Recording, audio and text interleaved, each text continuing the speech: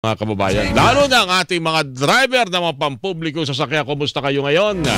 At narito nga dahil dyan ang Pangulo po ng Alliance of Transport Operators and Drivers Association of the Philippines o ALTODAP, si Ginoong Melencio Boy Vargas.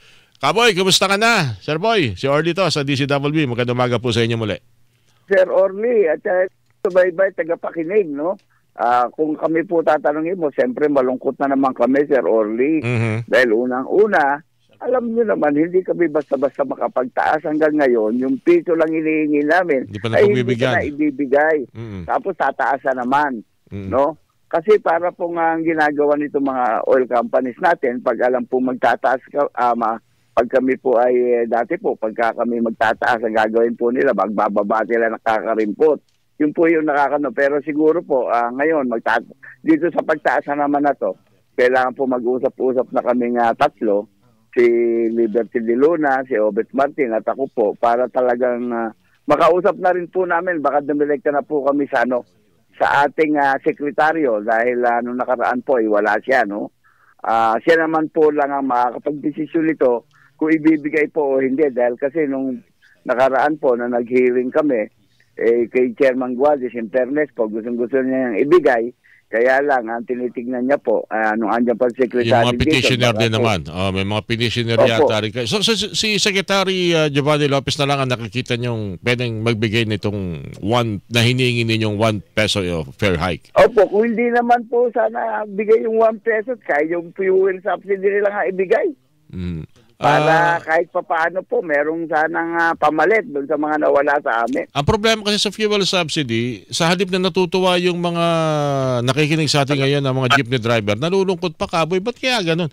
Parang hindi naman daw kasi napupunta sa kanila dahil siyempre, kung sino yung nakarehistro, kayo nakapangalan yung na-franchise yung jeep, sa kanya napupunta yung subsidy, hindi naman daw binibigay kasi sa mga driver. Ano ba to? Sa inyo ba may ganyan sa ALTODAP? Yes, totoo po yun. Totoo po yun Sir Orly, no? Yun nga po nakakalungkot dun sa fuel subsidy. Tapos meron nga pong report sa akin nung nakaraan, tumawag sa akin yung isang member ko sa Bulacan na nung daw nagbigay ng fuel subsidy, sabi 10,000 pero nakuha lang daw po nila 5,000 lang. Modern po buti yan. May 5,000 pa. Yung iba wala talaga. Yung iba binigyan 1,000. Kaya nalulungkot yung iba. Yun nga po, pero siguro po sa akin, pag-aralan na lang din po ng pamahalaan natin kasi ng panahon po ni GMA, ni Presidente Gloria Macapagal Arroyo, ginawa po namin doon. Kami rin po ang humiling noon, the fuel subsidy na kung saan yung mga oil companies na po ang naglagay, tapos may card lang kami para pagtapat ng driver doon, ano na lang po yun, ilalagyan na lang.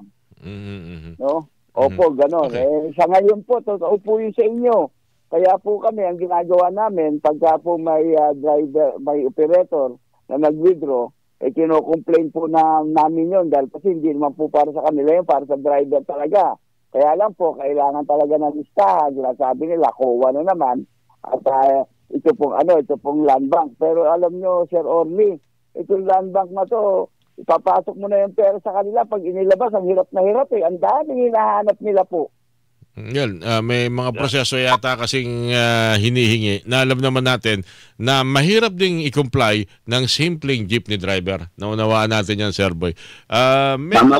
May mga malinaw na ba doon sa una niyong binanggit kanina? Mayroon na ba kayo na schedule na pag-uusap with Secretary Lopez para yung inyong request mapagbigyan o maipagkaloob, hindi man sana kung pwede maaari lang sana ngayong buwan dahil di ba nakwento ko sa iyo nakarang linggo nung pumunta ako ng palengke malapit sa GMA, sumakay ako ng jeep. Abay talagang minsan yung mga pasahero na aawa pag may sukling piso 50 centimos din nila kinukuha.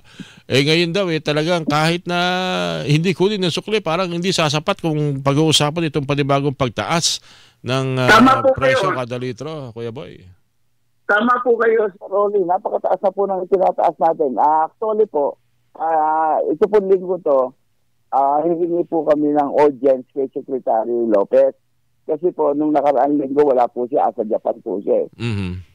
Kaya po hindi kami makahingi ng dahil kasi kausap po namin si Yusik Mon na baka po palit na siya nitong linggo na to. Kaya doon po kami hihingi ng na madali naman po kami humingi ng meeting sa kanya para mapag-usapan po at matulungan po yung ating kawawang mga driver. Pero siguro po sa amin, Sir Orly, nagtitiis pa rin po kami dahil kasi kung hindi na po namin kaya, talagang hindi na po kami mamamasada. Pero ang tanong na, sino maapektuhan, Sir Orly? May napapansin na akong mananakay natin. May napapansin na ako ganyan, Kuya Boy, kung hindi man sa inyo sa ilang lugar,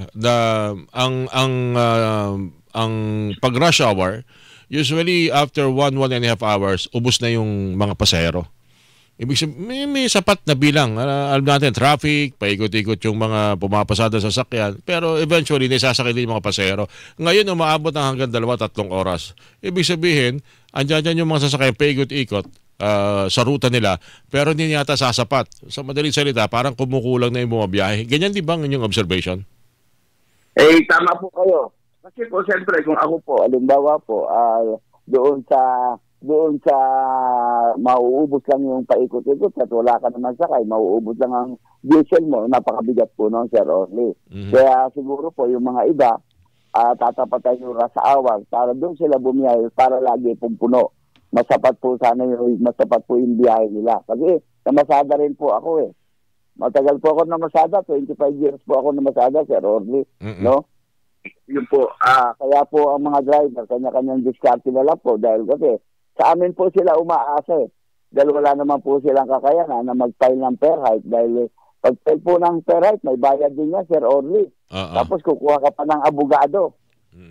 Anyway. Kaya malaki rin po ang inuubos namin, Sir Orly. Kaya lang, talaga pong siguro, dahil mahal namin ang mga pasahero, ayaw po namin silang mahirapan.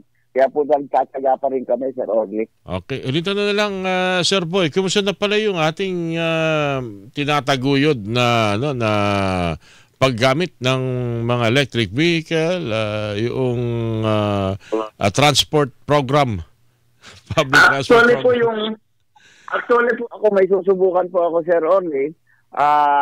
Kasi meron po akong pinapay na 3 unit ng electric. Gusto ko na rin po makasubok ng electric. Baka po maging daan ito na para itong mga oil companies na nanloloko sa atin, ay pasensya na po sila. Ako tingin ko niloloko na lang tayo nila, no? At saka ng DOE na siguro po kailangan sumubok na kami na electric. Maganda yan. Yan naman talaga, yan naman ang hinihikayat na maging tayo naniniwala na pag ganitong isang produkto, hindi na tayo maligaya. Manap tayo ng ibang mga source para naman mapakinabangan natin yung mga maaaring makuha natin sa kalikasan. Tama po kayo, Sir Oli. Actually po, natapos na po yung desisyon ng aking rota, yung binanguna Santa Lucia Marcos Highway Pelis. Yun po, i-drop ko na po lang yung 3. Siguro po, bago matapos ng buwan na to, Sir Orly, tatakbo na po yun. Ilo-launching na po namin yun, Sir Orly. Maganda yan. Para di tayo nakadepende sa mga petroleum products. Anyway, good luck sa ating mga chuper, public transport, mga papasahero ng jeepney, Sir Boy.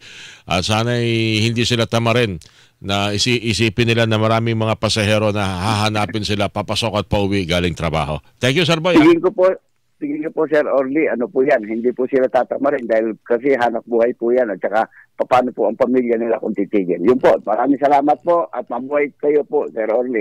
Magandang umaga po. Magandang umaga. Si Ginoong Melencio Boy Vargas, Presidente po ng Alliance of Transport Operators and Drivers Association of the Philippines, so ALTODAP, ang inyo pong napakinggan.